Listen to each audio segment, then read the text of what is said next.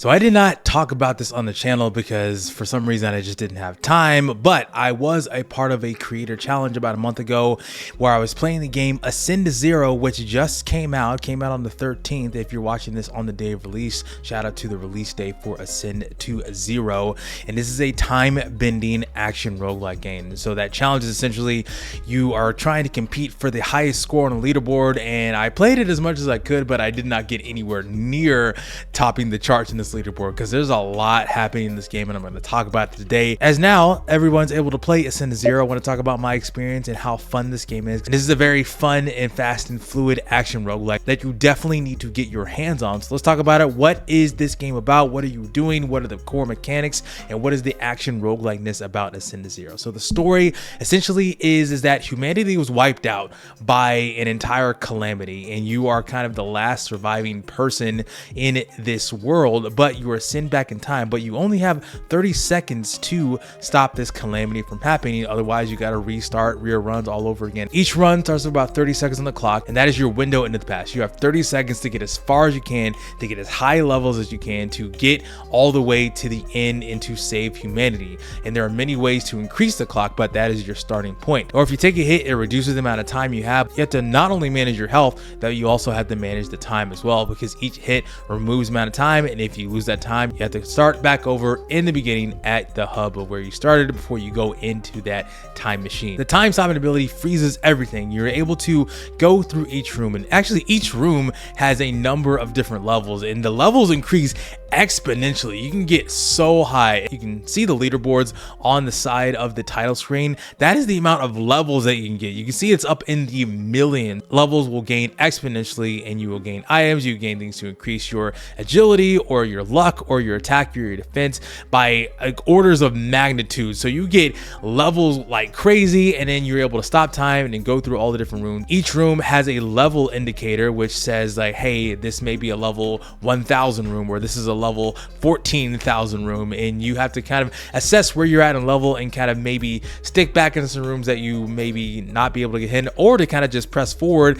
and to take on those harder challenges, which you are rewarded with higher amounts of XP if you go into those higher challenges if you're a bit under leveled. So that is the funness of each single run. By using your time stop ability, you're able to dash infinitely through every single room and get all the items. There's boxes that you can hit. There's also challenge rooms that you can complete by taking out a number of different enemies or bosses that are a little bit over leveled than you, and the rewards you get for that, or abilities to increase the amount of time that is on the screen, or the ability to have time being refilled every few seconds or so to increase your attack, to get different weapons, or you get things like tech chips, essentially the abilities that you get per run that increases the amount of things that you do. Maybe you get invisibility on a dash, maybe if you're using a projectiles that gets the ability to do piercing, or you get more explosive abilities, and they are more related to your avatar abilities. Each avatar has its own time stop ability. The Chrono Child ability is essentially when you stop time, you do an explosion. When you reset time again, then you can switch over to like a Blossom Blade avatar, which has the ability to cut down enemies, to do like a circular slash motion, or you can switch over to the Gunslinger Goldsmith, which releases a flurry of bullets when time is restarted again. And there are many avatars to collect as you go through all your different runs. And not only that, when you go back to your hub, there are a number of different characters that you can save by going into the past, and then it will join you in that hub world. And each of the characters that you have collected, they have different things that will help you in the meta progression. So you have a person that allows you to get more gear or to get more weapons. You get various different amount of chips and currencies to increase the amount of levels that you have at the start. There's a person that you unlock that also gives you the ability to start at a very higher level when you start every single one, like giving you the ability to start at higher levels, giving you the ability to have more time on the clock, or increasing the amount of XP you get or the amount of coins that you get per run. You also get a fair amount of weapons that will be destroyed every single run, but then you unlock a character that has the ability to extract or to keep the items that you gain, because you want to be able to mix and match and build your own metas of weapons and gears and armors. There is so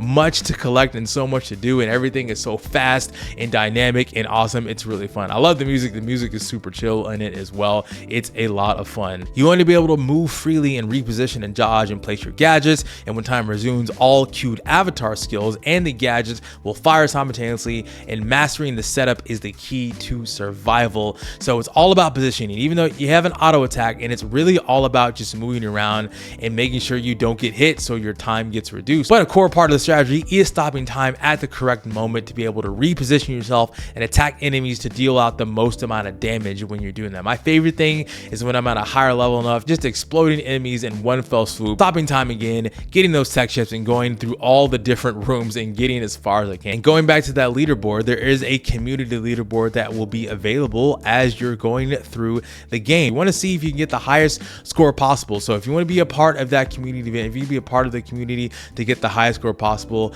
check out Ascend to Zero. Or if you don't really care about getting the highest amount of scores, if you don't care about really score attack, check out Ascend to Zero, because if you want to see numbers go up in a crazy way, this is the game to play. And I think that's why I love this game so much. I love it when numbers go up like crazy in exponential ways, where you're seeing thousands to millions of damage and you're exploding enemies and you're just dashing forward, seeing all these crazy abilities. Probably going to be one of my favorite roguelikes of 2026 so far. And it's a lot because I play a lot of roguelikes. I'm trying to play not as much to kind of maybe focus up a little bit, but I'm definitely going to be playing more of Ascend to Zero. I'm going to be jumping back to it as soon as this video is over as well. But let me know in the comments if Ascend to Zero is a game that you want to play. I highly recommend it. It's a very fun roguelike. If you are a roguelike fan, I highly recommend you check this one out. Plenty of other videos that you can see. You can check it out on Steam.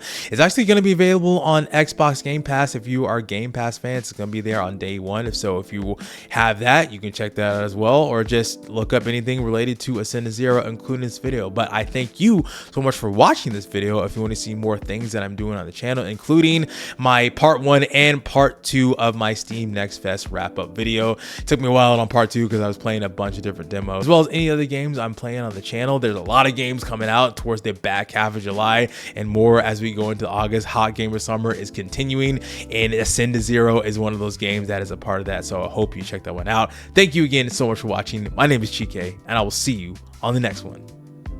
Peace out.